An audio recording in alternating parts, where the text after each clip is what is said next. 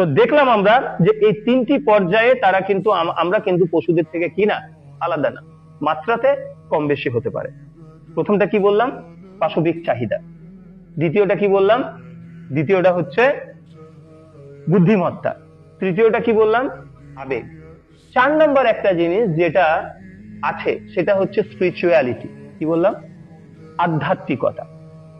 যেখানে মানুষের একটা চাহিদা আছে যে সে খাওয়া, থাকা, পড়া, স্ত্রী, সন্তান, এর বাইরেও তার একটা অন্য চাহিদা থাকে।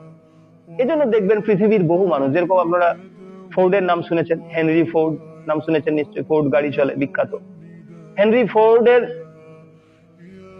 তার ছেলে মোস্ট প্রবাবলি এখন ইসকনে, যেখানেই থাকুক, যে কোনো ধর্মেই থাকুক, তার মানে তার তো সব ছিল, সে কি খুঁজে বেড়াচ্ছে, তার ভেতরের কোনো একটা কি আছে, চাহিদা আছে।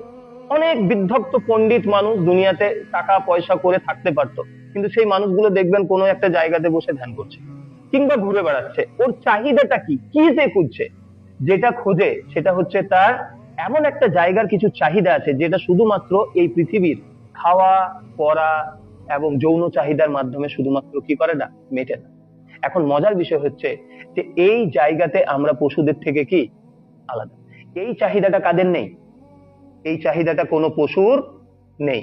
কোনো জানোয়ার কিন্তু আপনার কি করে না, দুঃখ করে না, তাদের খারাপ লাগে না। কিরকম বলছি, যে মনে করেন একটা এরকম কি দেখেছেন কোনো কুকুরকে, যে কোনো একটা মোটা কুকুর কোনো একটা পাতলা বা ছোট কুকুরকে কামড়ে ওর খাবারটা খেয়ে নিল, তারপরে গিয়ে দেখছেন যে ওই কুকুরটা 2 দিন ধরে আর খাচ্ছে না, খুব দুঃখে আছে, কারণ কি অন্যায় ভাবে কাউকে কামড়ে দিয়েছে। এরকম করে কুকুররা। কিংবা কোনো একটা বড় ছাগল যার মোটা শরীর, লম্বা শিং আছে, কোন একটা ছোট্ট ছাগলকে পেয়ে 2 গুঁতো দিয়েছে, তারপরের দিন দিয়ে দেখছেন যে 3 দিন ও ঘাস খাচ্ছে না। কেন? কারণ সে ও একটা ছাগলকে কি করেছিল, খুব জোরে গুঁতো মেরেছিল। এরকম কি হয়? কোন প্রাণীর ক্ষেত্রে এরকম হয়? পাবেন না। বাঘ কি হরিণকে খাওয়ার সময় বলে যে ভাই তোকে আগে মেয়ে মারি, তুই আস্তে করে মর, তারপরে তোকে ছিঁড়ে ছিঁড়ে খাবো? এরকম পাবেন। হায়নাদেরকে দেখলে আপনি আশ্চর্য হয়ে যাবেন, জীবন্ত খেয়ে নেয়, জীবন্ত ছিঁড়ে ছিঁড়ে ওরা মাংস খেতে থাকে।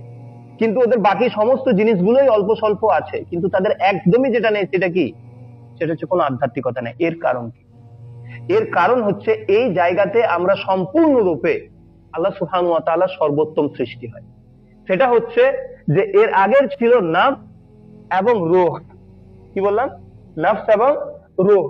নাফস প্রত্যেকটা প্রাণী, কুল্লু নাফসিন যায়িকাতুল মাউত, প্রত্যেকটা নাফস মৃত্যুর স্বাদ গ্রহণ করবে। কি এই নাফস সবারই মধ্যে আছে, প্রত্যেকটা প্রাণীর মধ্যে, প্রত্যেকটা মানুষের মধ্যে, জিনের মধ্যে, সবারই মধ্যে নাফস। কিন্তু রূহ এটা শুধুমাত্র কাদের আছে? শুধুমাত্র মানুষের আছে, আমাদের আছে।